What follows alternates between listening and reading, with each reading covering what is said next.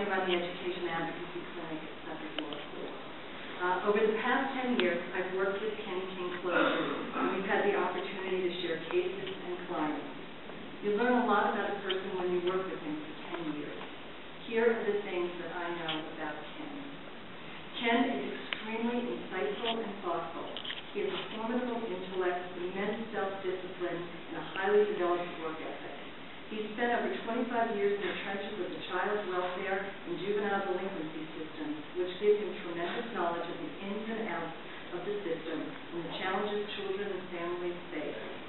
Ken's greatest gift is his ability to synthesize facts, the law, and the system quickly and accurately, place very complicated matters and issues into a coherent whole, and have perspective on it. Ken will be a conscientious and fair judge because he understands and respects the ethical responsibilities required of lawyers. As a law professor, his first lesson to students is instilling an understanding of the obligations of an ethical advocate who works zealously within the bounds of the law for his clients. Ken is a strong believer in the adversarial system and recognizes that it can only meet its potential if everyone in it does their job. Ken will be a fair judge because he respects and wants the best of an institution that he has spent his career working in and pushing to meet the needs of the children who come before it.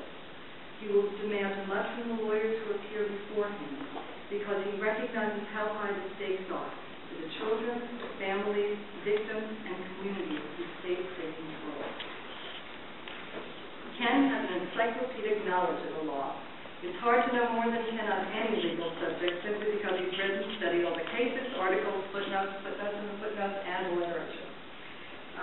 He has a formidable intellect, and whatever endeavor he undertakes, he does so comprehensively and exhaustively. Ken is not satisfied with surface understanding.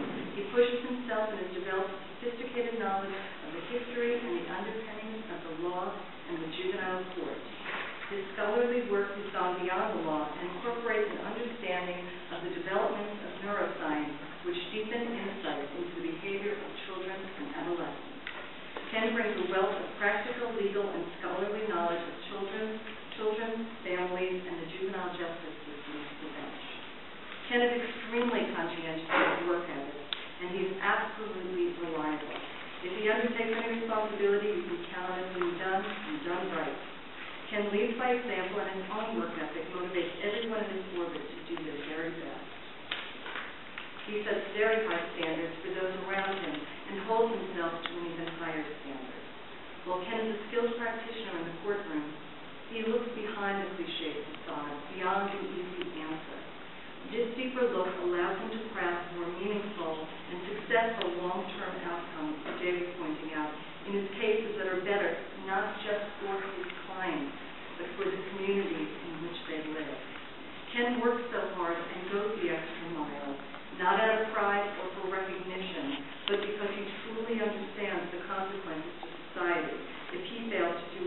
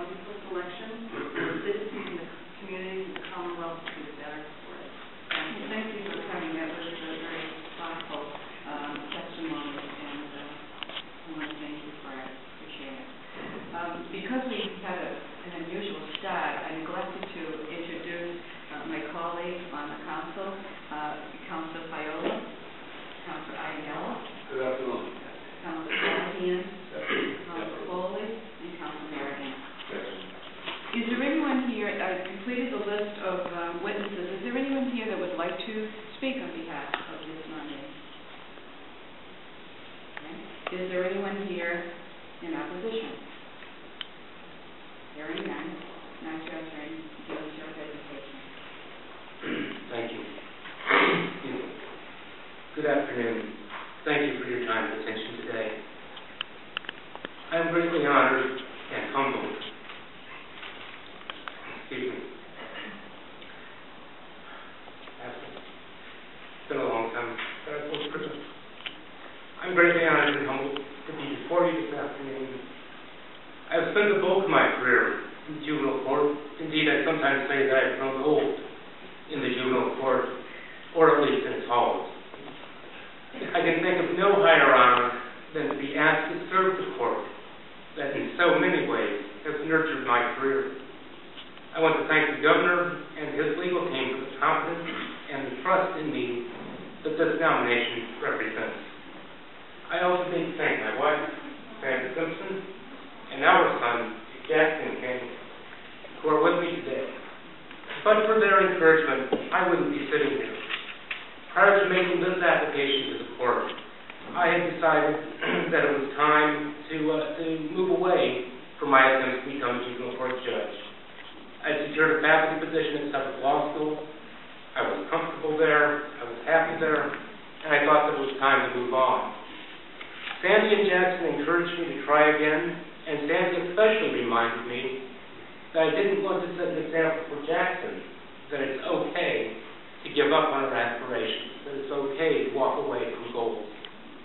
I am indebted to them for their support and their patient guidance through this process. I am also greatly indebted to my colleagues who practice in the juvenile court and in the legal community more generally. Whatever I have been able to accomplish in my legal career is in no small measure attributable to the support and the assistance that I have received from my colleagues and more recently from my students. It is a great honor to me to have so many of my students and my current and former colleagues present today.